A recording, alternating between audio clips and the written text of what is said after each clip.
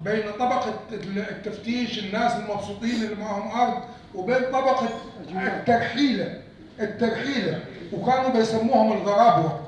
وكانوا بيروحوا عشان يشتغلوا بالأجرة، وكانوا طبعا معظمهم كان عيان وتعبان وتلفان، ومع ذلك كان بيسافر عشان يجيب القروش الزهيدة اللي يعيش بيها ويقدر يعيش بيها، وكان بياخد الزوادة بتاعته عشان يوفر وخلافه. طبعا بتبدأ الرواية أصلا أو القصة بفكري أفندي في الغفير الأول بيلاقي طفل لقيط ميت،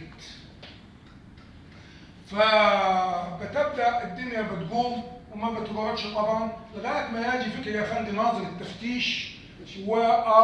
ويبدأ يشك في الستات، ويبدأ يسأل ويدور وعاوز يعرف، ويبدأ يستقصي في ذهنه مين اللي ارتكب هذه الفاحشة. فأول ما راح ذهنه راح لواحد اسمه مسحة أفندي لبنته اسمها لينا،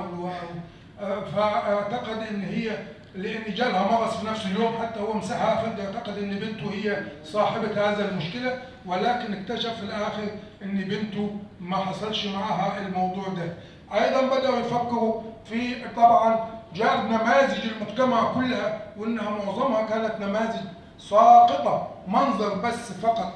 ولكن معظمها مناظر ساقطة حتى توصل إلى صاحبة هذا الجنين، وكانت طبعا سلمت نفسها عشان جوزها